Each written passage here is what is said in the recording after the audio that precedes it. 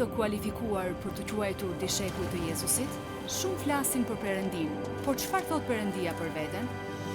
Perëndia i zbulon atributet e tij në shkrim, por 4 prej tyre janë thelbësor për t'i mësuar. Pa i njohur këto 4 atribute, askush nuk mund të quhet dishepull i Jezusit. A jeni ju dishepull i tij?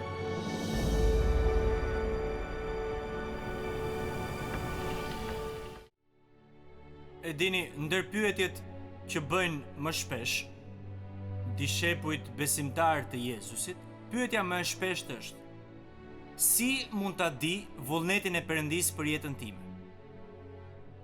Dhe në fakt kjo pyetje rritet në intensitet, në kohë tranzicioni. Dishepujt që besojnë te Jezusi, kur kalojnë kohë pasigurie, ose kohë tranzicioni në jetën e tyre personale ose jetën e përbashkët, kjo pyetje rritet në intensitetin e saj. Njerëzit duan të dinë kur, si dhe se ku. Tani mund t'ju dëshmoj juve sot që i kam kaluar të gjitha këto në jetën time. Prandaj, gjithçka që do të ndaj me ju sot nuk është diçka teorike, më besoni për këtë. Jo vetëm që do të ndaj me ju sukseset e mia, por do të ndaj me ju edhe dështimet e mia. Sepse nga dështimet kam mësuar ndonjëherë shumë më tepër nga sa kam mësuar nga sukseset. Ju lutem më dëgjoni pak.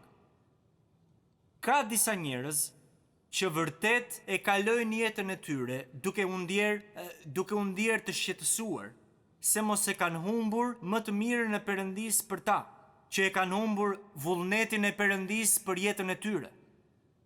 Unë i lutem Perëndisë që deri në fund të këtij mesazhi, fryma e shenjtë do t'ju jap një paqe absolute, ndërsa besoni se Perëndia ynë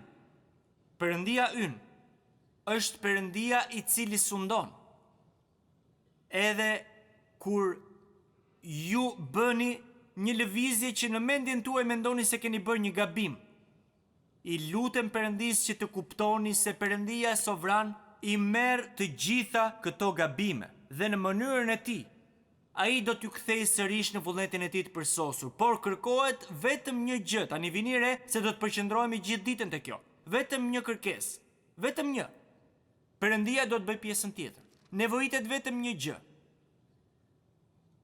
Ka patur shumë herë në jetën time kur kam përjetuar pas siguri shumë të mëdha se nga duhej të kthehesha, nga duhej të shkoja, si ta dija vullnetin e Perëndisë për hapin e radhës. Ne kemi qenë duke shqyrtuar mësimet e domosdoshme që i duan një dishepullit të Jezusit. Edhe nëse jeni një dishepull i Jezusit ose po dishepullizoni të tjerët për Jezusin, këto gjëra janë të domosdoshme, nuk janë me zgjedhje. Janë të domosdoshme, janë vetëm 4 të tilla, unë do t'i përmbledh të gjitha. Ose ndonjëherë i quaj si bazat e dishepullizimit. Së pari pam sovranitetin e Perëndisë, dhe se si sovraniteti i Perëndisë është boshti rreth të cilit rrotullohen gjithë atributet e tjera të tij. Më pas pam se shumë pranë kësaj, sovraniteti të Perëndisë qëndron të qenit i shenjtë ndryshe. Pam shenjtërinë e Perëndisë dhe se si Perëndia do që edhe dishepujt e tij të jenë të shenjtë ndryshe nga bota. Ai do që ne të jemi të shenjtë sepse ai është i shenjtë. Dhe sot do të flas për dorën drejtuese të Perëndisë. Dorën drejtuese të Perëndisë. Gjëja e parë që dua t'ju them është kjo. Fjala e Perëndisë që nga fillimi deri në fund na e bën krejtësisht të qartë se të jetuarit me shqetësimin në lidhje me dëshirën për të shquar dëshirën tonë për të ditur vullnetin e Perëndisë në jetën tonë nuk vjen nga Perëndia. Të jetuarit me frikë, shqetësim, ankth dhe gati terror se mos ke humbur më të mirën që ka Perëndia për ne nuk vjen nga Perëndia. Perëndia ynë është Perëndia i paqes dhe kënaqësisë së përsosur. A mund të dëgjoj një amen? E vetmja gjë që duhet t'i ofroni Perëndisë është gatishmëria për t'u bindur. Ky është sekreti, ju thash se kjo është e vetmja gjë që duhet të bëni. Bindja me vullnet. Le ta themi së bashku. Bindja Dhe kësaj do t'i kthehem her pas here, sepse është me një rëndësi jetësore.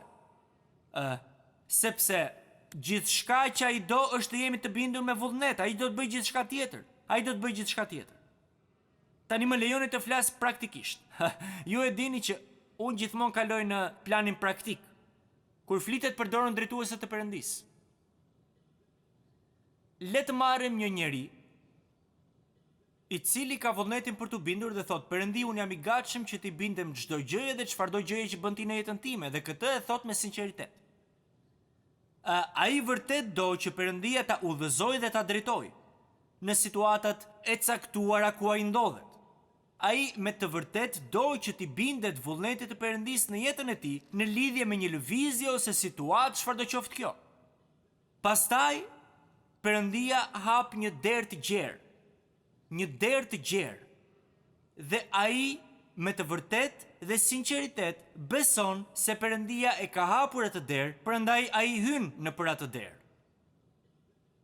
Nuk ka rëndësi se çfarë është kjo derë, nëse është për një kohë të gjatë apo për një kohë të shkurtër, ai hyn në për atë derë. Apo më kuptoni deri tani? Por pastaj, sapo ai hyn në për atë derë, duke besuar se është në mendjen dhe vullnetin e Perëndisë, për habin e tij, përpara i hapet një derë e dytë, shumë herë më e madhe, me mundësi të jashtëzakonshme. Është shumë e madhe, dhe ai ka një paqe të madhe për këtë. Prandaj ai hyn edhe në për atë derë të dytë. Ajo që ndodh normalisht, më dëgjoni se e kam nga jeta ime këtë. Ajo që ndodh normalisht, sepse e njoh natyrën njerëzore. Në këtë pikë, ai fillon të mendoj. Pikërisht në këtë çast ai mendon: unë nuk duhet të isha futur në për atë derën e parë. Unë duhet të kisha pritur për Perëndin. Unë duhet të kisha këmbgulur. Unë nuk duhet të kisha nxituar për të futur tek ajo dera e parë. O, Zot më fal që u futa tek ajo dera e parë. Unë duhet të kisha pritur që ti të kisha hapur derën e dytë. Kjo është fantastike, kjo është kaq madhështore. Unë duhet të isha treguar më i dëruar Perëndi. Unë duhet të kisha pritur për derën e dytë. Pse e bëra këtë? Pse u futa tek ajo dera e parë? Zot më fal, unë bëra një gabim. Apo jo? Gabim. Ju nuk keni bërë ndonjë gabim. Nëse me sinqeritet keni besuar se Perëndia po ju drejtonte në për derën e parë, dhe ju kaluat në për atë derë. Pse mendoni se po e them këtë? Michael, pse po na e thua këtë? Sepse shpeshherë Perëndia ynë sovran e ka ditur që ne nuk do të kalonim përmes derës së dytë nëse nuk do të kishim kaluar derën e parë. Apo më kuptoni? Për arsye që vetëm Zoti sovran i di, ai e ka ditur që ne nuk do të ishim futur tek ajo dera e dytë pa kaluar më parë në për derën e parë. Edhe pse dera e dytë është shumë më tepër madhështore. Sërish, më lejoni t'ua tregoj këtë përmes jetës time. Tani që kanë kaluar shumë e shumë vite nga kjo përvojë e jetës time. Përpara luftës 6 ditore, unë isha plotësisht i bindur që vullneti i Perëndisë për mua, që Perëndia po më thërriste për të ardhur në Shtetet e Bashkuara të Amerikës, në fund të fundit po vuaja në një diktaturë socialiste dhe doja që të vija në tokën të cilën Reagani e quajti shpresa e fundit e njerëzimit. Por në mes të këtij rrugëtimi, shpërtheu lufta 6 ditore. Dhe ambasada amerikane u mbyll. Unë isha në gjysmë të rrugës dhe isha i pështjelluar. Unë isha vërtet i pështjelluar. Isha i pështjelluar sa që mund të jetë një djalë 18 vjeçar. Një mik i familjes time i cili e dinte se çfarë po ndodhte brenda meje, dhe këtë e mbaj mend si të kishte ndodhur dje. Zhaku më telefonon dhe më thotë: "Di se çfarë, unë dua që të vish me mua, do vite të marr dhe unë dhe ti do të pim çaj me ambasadorin australian." E pyeta me kë? Më tha: "Janë gjëra pështjelluese për një 18 vjeçar, apo jo? Nuk jeni dakord? Do të pim çaj me ambasadorin australian. Unë vërtet mendoj se ti duhet të mendosh për të shkuar në Australi." Por unë e di se çfarë më tha Perëndia. Më tha: "Shiko, bëje këtë për mua." Prandaj, menjëherë mendova se do të humbisja më të mirën që kishte Perëndia për mua, do të humbisja vullnetin e Perëndisë për jetën time. Unë duhet kisha pritur. Unë duhet të kisha trokitur në derë pak më fort. unë mund të, sikur të kisha pritur pak më gjatë. Dhe në atë çast Perëndia më kujtoi se vetëm disa muaj më herët të kisha thënë Perëndis se isha i gatshëm të shkoja kudo që do të bëja çdo gjë. E shihni, e di se si funksionon. Të dashur, Perëndia e dinte se nuk mund të futesha te dera e dytë pa kaluar më parë përmes derës së parë. Nuk ishte një gabim. Më lejoni t'ju them se ka qenë rruga e tërthort më e bekuar që kam përjetuar. Bekimi është i pallogaritshëm. Ishte një bekim i paçmueshëm, edhe pse në atë kohë nuk e shija kështu, në atë kohë nuk e shija si të tillë. Por nuk është vetëm kaq. Kjo është fantastike, është e mrekullueshme, por nuk është vetëm kaq. Javën e tretë pasi kisha shkuar në Sydney, takova një vajzë flokuqe shumë të bukur.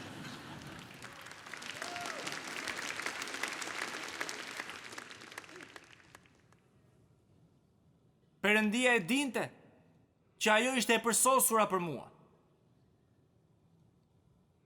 Tani le të shkojmë te thelbi. Çfarë po bënte Perëndia me këtë dishepull? Jam i sigurt që keni bërë të njëjtën pyetje. Çfarë po bënte Perëndia me ju? Çfarë po bënte me ju si dishepull i Perëndis? Me ju që sinqerisht doni të bënit vullnetin e Perëndis në jetën tuaj. Çfarë po bënte Zoti dhe po ju them që vazhdon ta bëj. Më dëgjoni me kujdes, ju lutem. Ai po fillonte të më mësonte që ti besoja plotësisht atij dhe ti besoja udhëheqjes së tij. Ai po më mësonte mua që ti besoja plotësisht dorës së tij drejtuese, edhe pse mund të mos e kuptoja, edhe pse në atë kohë nuk bënte kuptim për mua. Ai po më mësonte që për brenda të isha i gatshëm ti bindesha atij në kohën ku nuk arrija ti kuptoja rrugët e tij. Tani miq të dashur, unë besoj se Zoti e do këtë për çdo njërin nga dishepujt e tij, që ti besojnë plotësisht atij. Edhe kur ata nuk e kuptojnë se çfarë po ndodh, edhe kur ata nuk e shohin panoramën e madhe. Nuk mund ta kuptojmë këtë vetëm duke përjetuar, vetëm duke kuptuar dhe dalluar karakterin e Perëndis, sovranitetin e Perëndis, shenjtërinë e Perëndis dhe modelin e udhëheqjes së Perëndis. Mund të thoni, Michael, po si mund të filloj me këtë? Më bëhet qefi që pyetet, sepse dua t'ju a them. Duke mbajtur mend pikë së pari se vendi ku ndodheni pikërisht tani, vendi ku gjendeni pikërisht tani, vendi ku ju ka vendosur Perëndia është vullneti i tij për ju. Por vetëm nëse nuk jeni në mëkat, që është një temë krejt tjetër, por nuk do të flasim për këtë. Vetëm nëse nuk po jetoni në mosbindje, nëse nuk po jetoni në mëkat të vazhdueshëm, dhe për këtë kam vetëm një fjalë për ju. Ajo fjalë është pendohuni. Pendohuni. Por e kam fjalën për një dishepull të mirë, të zakonshëm dhe të dashur të Jezusit, i cili po kërkon vërtet mendjen e Perëndis. Për këtë e kam fjalën. Doni apo nuk doni që të gjendeni aty, ju jeni vendosur në atë vend për një qëllim të caktuar.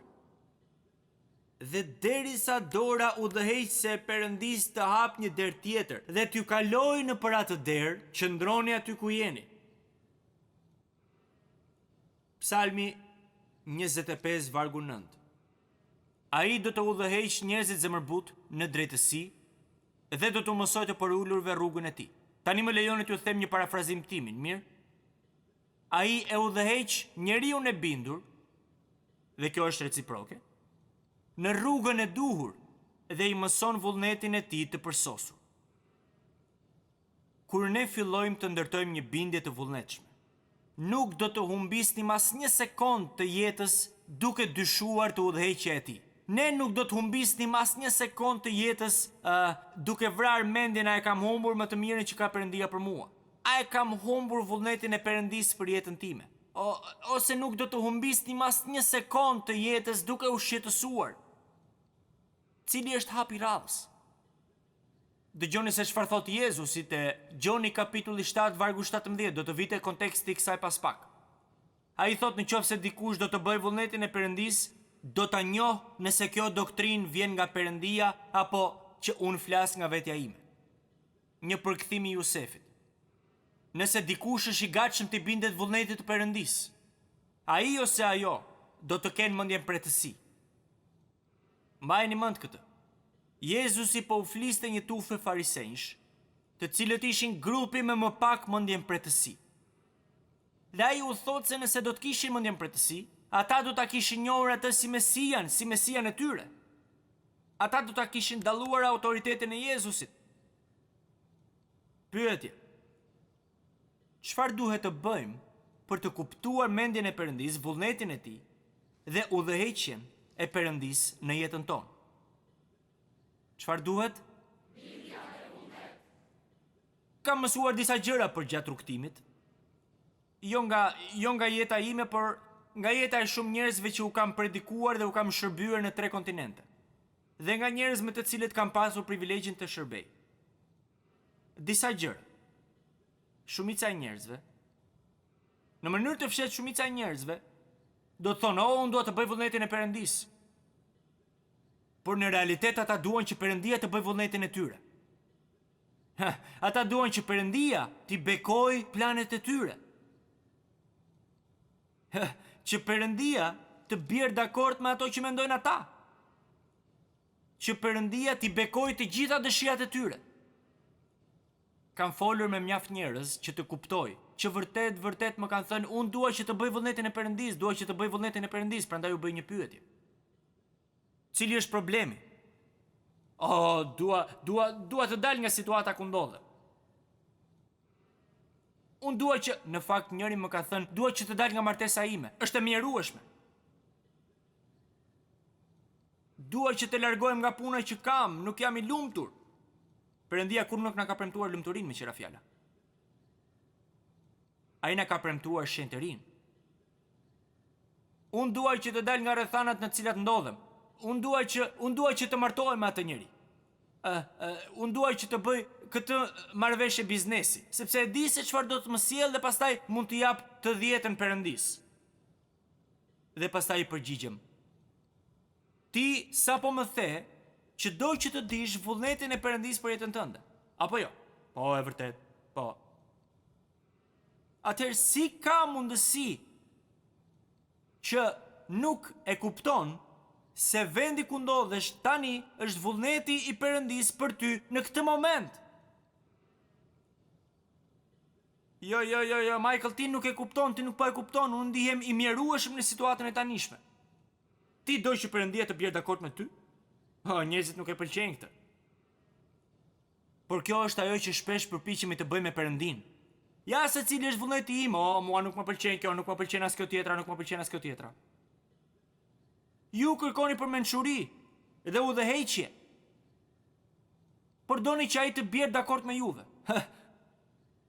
Unë nuk jam i panjohur apo i pamësuar ndaj situatave të mjerueshme. Unë kam dashur të shpëtoj prej tyre.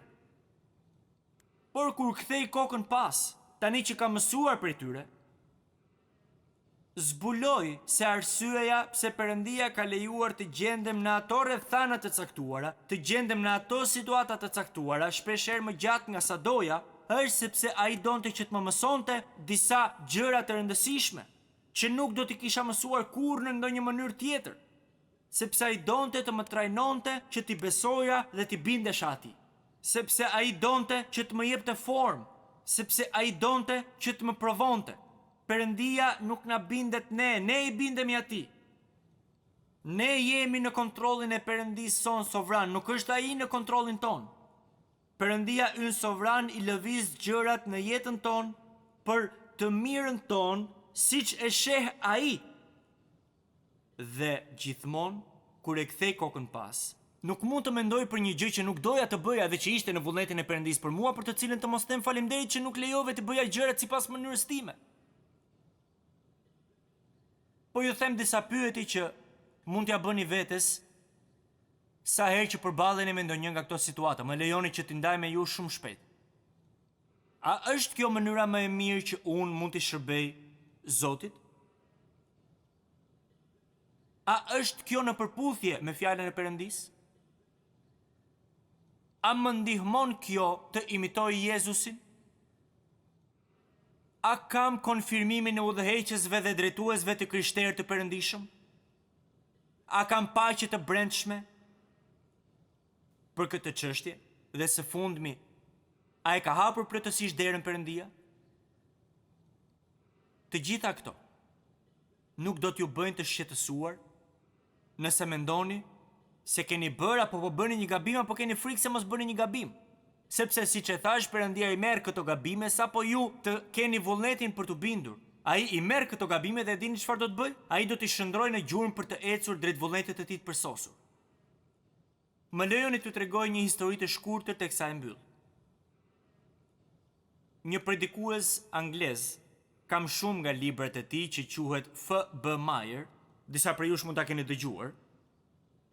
Ai ka qenë një pastor i madh në Londër, një ungjilltar. Një ditë, F.B. Meyeri po kalonte kanalin irlandez.